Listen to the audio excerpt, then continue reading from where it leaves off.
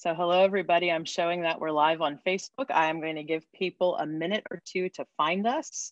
And while you might still be finding us, I'm going to bounce this over to my personal page. So hopefully even more of our folks will find us there. So if you can just stand by for a minute and then we'll get started with today's live cast, which I'm so very excited about. All right. Yes, we are live. Always got to confirm that the technology is working, right? Yes, indeed. It's fun when it works.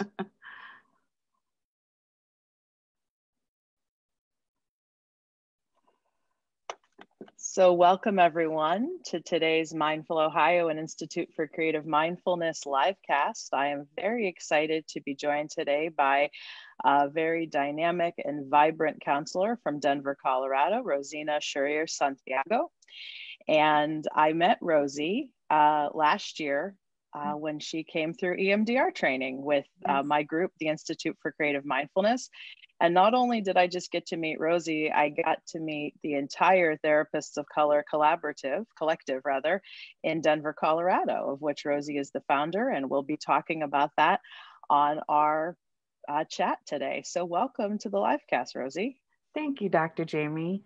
And might I add, when we met, that you had literally taken, I think it was maybe 2 of your only days off, your holidays, and you flew all the way out here to Denver to come train me and my crew. So it was the May holiday, and it was also the September holiday. And I remember. I think that also speaks to, just like how important, like this topic and diversity and all of this is to you, because you were so excited that it was just like all therapists of color that were going to be trained. And so I was just like, oh my gosh, this is amazing. So we were super excited to, have that opportunity to meet then and just, be under your tutelage, right? Yeah, and it was an honor. I'm sure I learned more from all of you than I even taught you. And to me, that's part of what this is about, is that we have to learn from each other. Absolutely. And I'm just grateful that you have such a social justice warrior spirit that promotes that. And I had the great pleasure of having another 8 members of the collective come through our first online EMDR training. Yes, so yes. Hopefully this will continue for years to come. So Rosie, tell us a little bit about your backstory and kind of who you are, where you're from, and what led you to the field. Absolutely. And so yes, so a little bit of my backstory. So I basically, just my upbringing, right? Growing up, so I'm biracial, so I'm Afro-Latina, so African-American and Mexican-American. So I'm 3rd generation, I guess, born here in Colorado. My family actually migrated here to Denver and to the Colorado area as a part of the farm workers movement. So that was led by Julio Cesar Chavez and, Dolores Huerta. And so my family at that point had been given a bit of a land grant to come here and be farmers. And so historically, we're connected to the Chicano movement and the farm workers movement that had happened then. So that's kind of cool, to have my family roots linked to such a powerful movement. And I don't want to say maybe genetically, a little bit of that movement has already been a part of me and just, who I am. But I would say that's probably when I did find out a little bit more about my Mexican heritage and, what was entailed to bringing us here. I always was just compelled to just, how do we do things differently and make things better for our broader community? And so fast forward, I was by trade, before I became a therapist, I was HR, which is, I've been a quasi therapist for well over 18 years.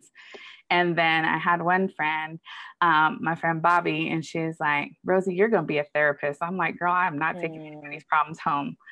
And she was like, you're going to be a therapist. You got this. She's like, you just pay attention. And she spoke it over me faster than I could even think about it. And sure enough, I fast forward even a little bit more, was getting ready to apply to grad school.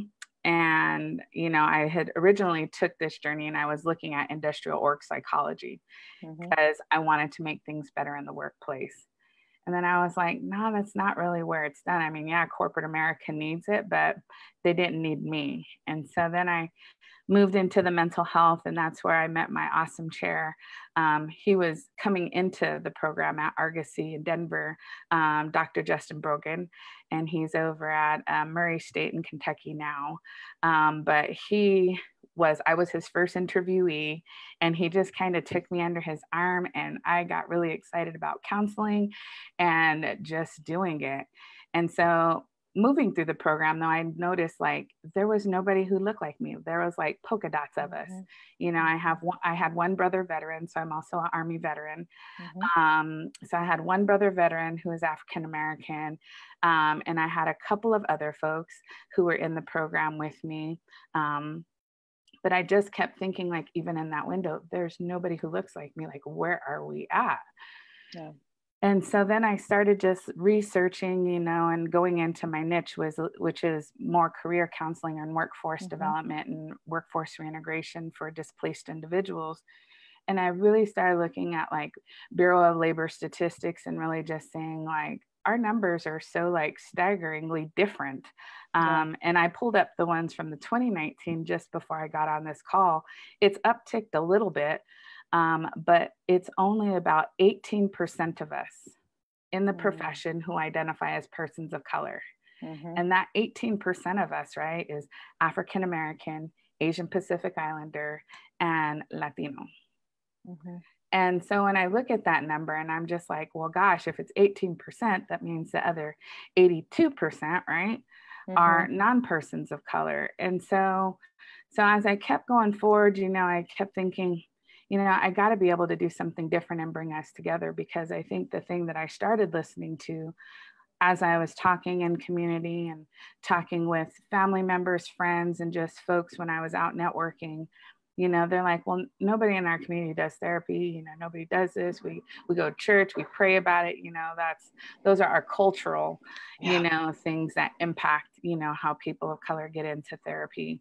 And when I saw that and I just kept thinking about it, I'm like, well, what if we could sit here and, you know, I could bring people together and, you know, start figuring out how do we do this work collectively as a collaboration of work. And I had this wonderful opportunity come about last year, which is still so crazy to me. It's only been one whole year since all of this is launched as far as my Therapist Color Collaborative. And this wonderful lady named Wendy Talley, who's my grant program manager. And, you know, she was hosting these meetings and she was like, you know, there was this victim service grant that came up. And she was like, I wonder what it would look like if you put on your big girl britches and did something for yourself. And I'm thinking, I don't have an opportunity to go for this grant. Well, this grant that the state launched here in Colorado actually gave me, as an entity regulated by DORA, the opportunity to compete. And so right now I'm running, you know, won my first ever grant and running a pretty decent sized grant that's providing victim services very deeply in community of color. We've been able to serve 98% person of color. We are serving 43% men of color, which is like unheard of. And we are 2% therapeutically non-compliant. And when we think of people who come into therapy and who fall out of therapy, we're at a very, very small number, which means people are coming into the collaborative, they're getting services by therapists of color, and they are staying in therapy for 15 to 20 weeks of therapy. Wonderful. And so that collaborative and this opportunity to do the grant that I, you know, I'm under the Latino community leadership, they have just done so awesome with it, just giving me all the structures and support that I need, that now so much I'm even endeavoring to think about like nonprofit, because I think the other thing that makes us unique is that we're the only entity here in Colorado right now that's not a nonprofit that is working a grant of this size, doing a body of work in the way that we're doing it. And so this collaborative has been really, really great in kind of challenging the narrative of how like nonprofit has typically held the, Yeah. kind of torch in this and delivered like programming. And I'm saying, yes, I have programming, but I have a bigger program and I'm doing a delivery of services. Yeah. And so it's been really cool to create this collaborative because it's very non-hierarchical. Like, yes, I'm the founder and yes, it's under my business and I very much navigate the contracts and things like that. But I do it based off of the body of the therapists that are coming and being a part of it. And so like when you met us, we were barely at about a dozen therapists. And now I'm at just about 25. That's awesome. Therapists. And so the goal is here in Denver is to have maybe about 35, 40. And we're actually, so if you remember Dee Dee out in the Springs, we're actually getting ready to start an element of discovery out in the Springs for the collaborative to start serving folks down south. And, hopefully working with those victims, and we'll probably even touch a little bit more in the military. And so, super excited just to be able to be the founder of such an endeavor and such an important body of work, because we really are changing the way that people are accessing services and how they're engaging in services and just like what our role is. And when I think of the collaborative, like it really for me became a matter of social responsibility. Yes. And I say social responsibility in terms of, like I had the luxury to go back and get my education, not just, I finished up my undergraduate much later, and then I hopped right into my graduate program. And now I'm even applying to my doctorate program, which is just, wonderful right now. But thank you. But knowing that I have that luxury, right, to be able to go get an education. And when I think of like that luxury and that access to be able to do it, like I feel that I have a responsibility to take everything that I'm learning and digesting it, and I have to bring it back to my community. Because my community is the one who's going to benefit from the work that I can do and the work that I can provide and the knowledge and skills that I have garnered. Because, when we start thinking of systems and structures, there are so many things about just like how mental health has been, right? That just hasn't necessarily been a part of communities of color. And so that's why I feel like that's what makes this a really big social justice issue. Yes. And my feeling has always been, as therapists, I don't think we can separate the two, regardless of our background. That part of the work of being a clinician, especially a trauma-focused clinician, is recognizing the role that our work makes in making a difference in the world, and really carrying this mantle that if we're serious about making the world a better place for people, we have to look at a macro level as well as a micro level. And you are really doing that. Yeah. Absolutely. So go ahead. No, I was just going to say, and it's because, it's looking at this like macro level of those systems. It's saying, on this level, how do we, I don't want to say infiltrate, but that's the word. How do we infiltrate the social determinants, right, that drive how people are impacted, right? And so, yeah. So I guess to that question, what have you learned about that just in the 2 years or so that the collective has been rolling and being established? As far as, just like the work that we're doing, or just how we're impacting it? How are we impacting? How are we infiltrating? What are you learning about that? Yeah. And so I think the way that like through the lens of social justice that we infiltrate it, as I was kind of mentioning, like, from a systems level, we know that we have socioeconomic status and factors that impact the way people are accessing. We also know that economic stability as well as economic mobility are also a part of the way that people can access services. Then we layer on the biopsychosocial implications as well as cultural implications, and how people have access to housing, to education, and to employability. And so, through this lens, I think that, with a collaborative specifically. And when I think of this model and like why it's so important that, as therapists of color, it's important to pool our resources together because, we are but one drop, yes, as a person, but as many drops, we create a larger ripple, right? And so by doing something like this, you're creating access, we're creating opportunities for people to be able to engage in services that look like them. And it's therapeutically responsive, like it's responsive to their needs and what they're showing up and saying like is important for them. But, it also, it attacks those systemic inequalities. Because when we look across the gradient of society and we're looking at that through that socioeconomic lens, we can see, and we know, I think more specifically as mental health professionals, that distribution of the individuals who are impacted by mental health concerns, we know it's more prevalent in the lower socioeconomic end.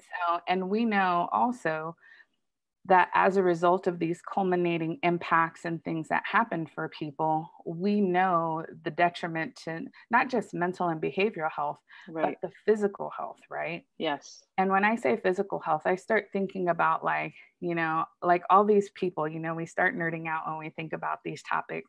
But I go back to just like the groundbreaking work of people like Dr. Nadine Burke-Harris and how she really like changed the way we started talking about ACEs.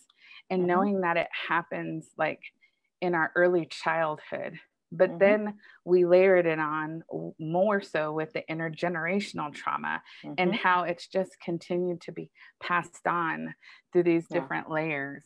And so all those things, right, impact the way that people look at their help-seeking behaviors.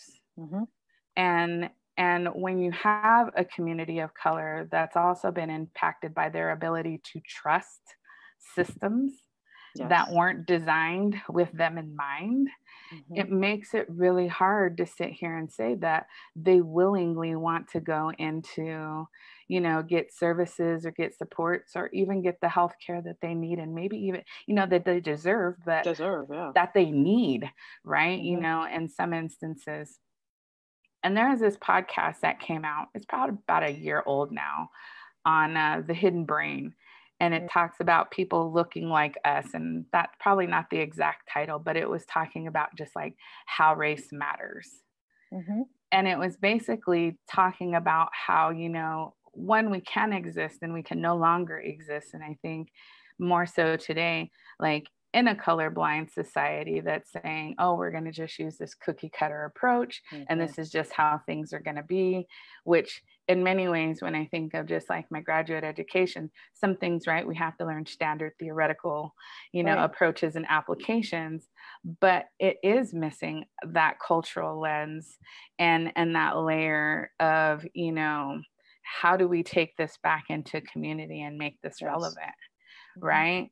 And so that's the part where like social justice, says that multicultural lens is super important in order for us to be able to not just be able to address these things in community, but to be able to be innovative in our approaches, to be able to enhance the treatment outcomes, compliance, service accessibility, all throughout communities of color. Sure. So if I may, the topics of intergenerational trauma, systemic racism have been prevalent in the media now here in the last couple of weeks. I know it's nothing new to you and nothing new to people in the collaborative. So I guess my question is, what are you seeing? What impact specifically have you been seeing in the people you serve over the last several weeks since the death of George Floyd and since the rise of greater volume of protests? What are you noticing? Is it different than what you've seen before, or is it more of the same? I will say in many ways it's created a lot of relapses, and I use relapse not necessarily just in terms of substances, but just like and how people and how individual mental and behavioral health has been, right? So, people had come into therapy and they had come into a space, and, I'm very cautious of that word, like healed, right? Because there's no such thing, I don't think, when it comes to like this process. We're always in the act and process of. Mm-hmm. And so where people were like at a place where they were stable and were utilizing, all their tools and all that. And then, this happened. And so then you have people who are, say, maybe already had minimal supports because they were single, and, now they're disconnected, and maybe they had previously struggled with, I don't know, issues of already depression, anxiety, or even substance use. And now that's been compounded because that was their coping mechanism, or even self-harming behaviors. And so I know, just in the clients I know that I've seen and the ones that are coming in, we're seeing a lot of these former things and former traumas that have impacted them, and they've been amplified. Yeah. And then, of course, the big thing, right, is just like this big, I think, groundswell of just like depression, right? And the many manifestations of depression, the anger, the rage, the social isolation, just all these different things. But I think, specifically like here in Denver with some of our protests and how like the rubber bullets and, those kinetic devices had been deployed. I think some of the things that we're going to see, which I think we're maybe still in the shock phase, is we're going to start seeing more incidences of PTSD, which I think, just in a broader sense, in communities of color, PTSD is most underdiagnosed in communities of color because it often gets blurred with like major depressive disorder, or, depression with anxious features, or, even adjustment disorder, right? And but getting shot with a rubber bullet is just like getting shot with a regular bullet. And that trauma and that impact is going to be very similar. So I think like the mental health of people right now, like we're in this, I think, kind of bubbling phase of just kind of seeing what it's going to develop into. And so, and I think it's going, a lot of the clients that I've seen in many ways have deteriorated. And now we're working back up to a space where we can get them just stabilized, right? Just stabilizing it, not even to a point where we can process it, because then I also look a little humanistically in terms of like, how do we help people like create meaning and find meaning and discover meaning and just like make sense of this for themselves? And we're still figuring this out, right? And I say we're figuring it out in terms of like, I know, looking at this from a lens of being a woman of color that's representative of Latina and African American, I'm still figuring out like, where is all of this going to go? And I think Blasio said it in his talk, is that we want to be hopeful, and that, that it impacts and, change is happening. And we're seeing little micro bits of it, right? And yes, they're big things because it's creating legislation, but it's still very micro, I think, from a person of color's perspective. So we're seeing these micro changes, and the hope is that they're sustained. But historically, we know that it hasn't sustained, which is what continues to push us in these spaces where we're doing these things over and over again. And so the hope is, right, is that we don't like go back in this cycle and repeat these things. But I think that's kind of just like where a lot of people are sitting, is like, what does this mean? Like, I want to be hopeful about it, and I'm not sure that there's enough sustaining forces and structures behind keeping this in a place where we can sustain it. And I think that's kind of the scary part of it all, is that, right now there's still a lot of momentum, and I am just like all about my young people right now, because they are just like giving me life, because I know I can't be out there as a therapist. And, it's like, I need to be able to be in this spot as a mental health professional to be able to support and hold them too. Right. Sure. And that's the position I want to be in. And so it's so many things like all in one, right? Like it's, I don't know that there's a concrete answer to say like what it looks like, but it's still like blossoming, it's still growing. And, Mm-hmm. and I think it's going to look very differently and say, I don't know, even 90 to 120 days from now, in how Mm-hmm. people are being impacted by this, because we're Right. still recovering from like the impacts of COVID and like what that did for people, just that Yeah. social isolation. Right. And now we've layered it with this. Yeah. So, talking about this topic of keeping the momentum going, Mhm. and I want to invite you to speak as freely as you're willing here. Yeah. What is your call to action to white therapists, white leaders in the field, white folks who are in positions of power in social movements? What would you like to see of us going forward? Absolutely. I think just like as a mental health profession, right? I think that we are uniquely positioned in terms of being at the head of all of this conversation. Mm-hmm. Not just me as a therapist of color, but just as a profession, Mm-hmm. right?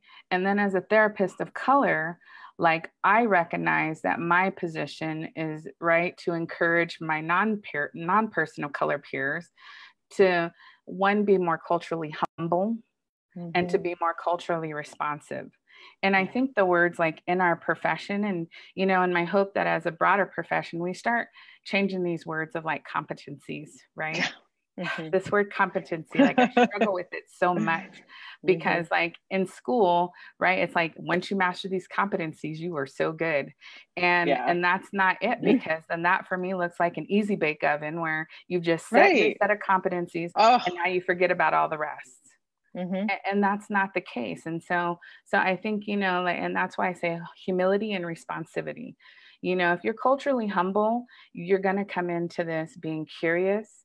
You're going to come into this wanting to know about the people that you're serving.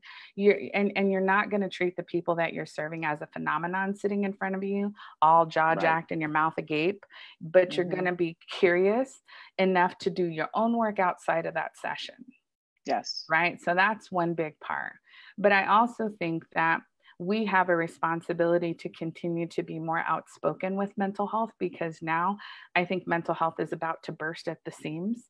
Mm-hmm. And I think we have to be a proponent of advocacy in terms of saying we need to be able to put something in place to be able to wrap around all of this toxic stress, all of the injustices that are coming up, in order to be able to break through some of these systems of oppression. Mm-hmm. Right? But we can only do that as a profession, right? Like me as a Mm-hmm. therapist of color, I do have my place in this, but as a Yes. profession, this is our responsibility. Mm-hmm. And I think as we do this collectively, right, like mental health itself is truly, truly going to be a key ingredient to how we move forward as a society sustainably, because Yes. there are going to be so many just mental and emotional and behavioral disruptions. And we're already Mm-hmm. seeing it. But collectively, like we have to do this. And Yes. so this isn't about just saying like, okay, go get your person of color therapist and bring them in and do this, because that's a lot of emotional labor for us Of too. course. Yeah. But it is saying like, you have to want to do your work. And I like to play with language, and it's not even a need, right? Because if you need to do it, you're only going to do it to the point that it's satisfactory. Right. I need my peers to want to do this work.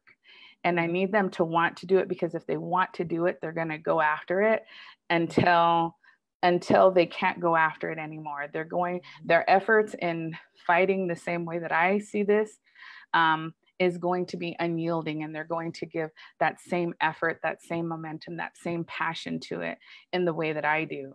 And I need them to be just as hungry as promoting this mental health equity in my Mm-hmm. community as every other community has access to it, right? Right. And so that's what I need my peers to do. That's what I want our profession to do. Thank you.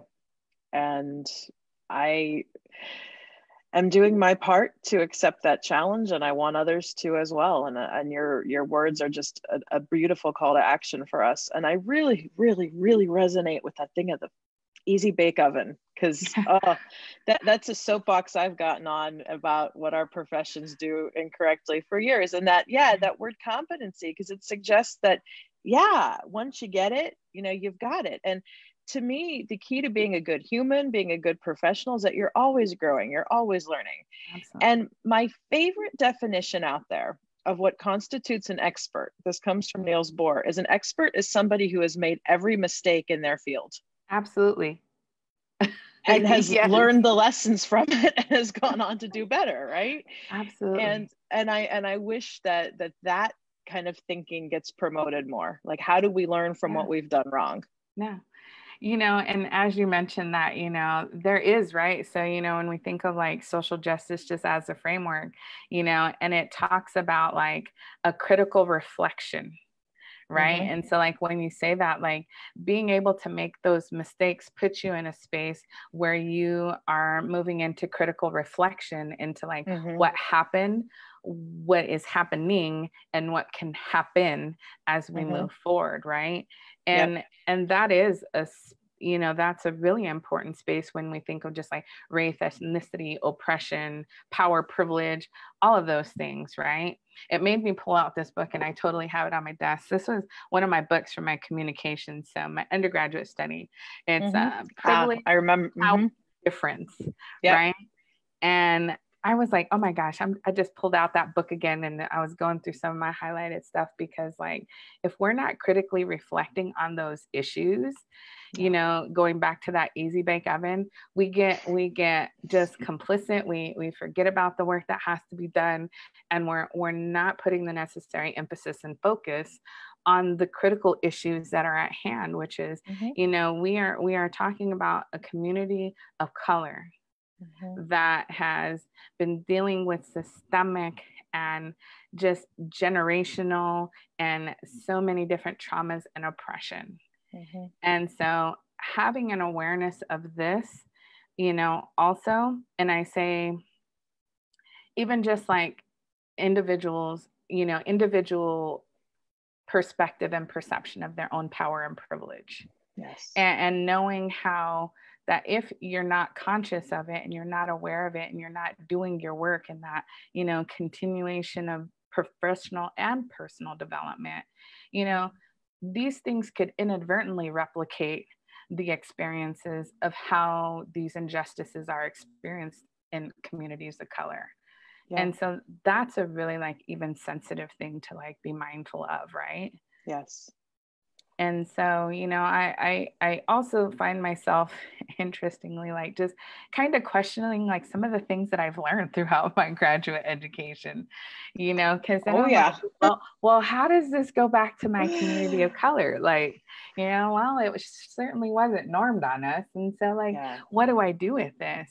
And I always tell my folks in the collaborative, like, we are twice exceptional individuals in terms of digesting all of this Western doctrinated information and synthesizing it here through our filter and turning around and making it culturally applicable and relevant within our community that we're serving. And so it takes a lot of work to do that. And so like, it can't be just something you think that you sit in one class or spend time online. I mean, I don't know about anybody else, but there have been a butt ton of just like online courses and just online things that people can saturate themselves with. But if they're just saturating themselves, it's kind of like a sponge. Yeah, it can continue to take in water, but what are you doing with it? You got to do the work. Yeah. You got to do the work. For yourself. We're so on the same page there. So one of our listeners asked if you could hold up the book again. They wanted to get the title and the author. So it's Privilege, Power, and Difference. And it's by Alan Johnson. Yep. Alan G. Johnson. Great. So wonderful recommendation. I remember I read it at some point of my training too. And yes, I echo the recommendations. So if anybody else who's still on the line may have a question for Rosie, go ahead and type it in the chat and I'll try to read it. And Rosie, I'm wondering if I can close by asking you more of a personal question. Absolutely. And that is, how are you doing and feeling in these, really through all of this, through COVID, through the events of the last several weeks? How are you? Absolutely. I sit in a couple of like, I say corners of this, one, I'm humbled to be able to continue to do this work in my community. I know my community needs to see me more than ever. Yeah. They need a face of color. They need an ally. They need somebody who gets it. And also, right, and the other corner of this is just like noticing my own boundaries as a professional, right? And just kind of where I sit and noticing, like, because, I in so many ways, like a lot of personal disclosure is coming up, because my clients are like, well, how are you doing this? And what is this? And just kind of gauging, like, okay, if I'm sharing this, is this really important to you? And, and all these different filters that I'm putting on, in holding that space. And so, like, I'm so humbled to be able to do this work. Because at this juncture, it really feels like this is what I'm supposed to be doing, and I think we've all seen that post that says, like, everybody basically has their lane in this. And I know my lane is to continue to be a social justice advocate, which is part of my doctoral program. I'm going into transformative social change, a PhD in transformative social change. And so I'm super excited about that. But it's like, so how do I continue to be an agent of change? How do I continue to be an advocate of change? And how can I be a consultant to this change, right? So those are kind of three pillars when you think of like what social justice is and how I do that. Like that, those for me are the roles that I am assuming.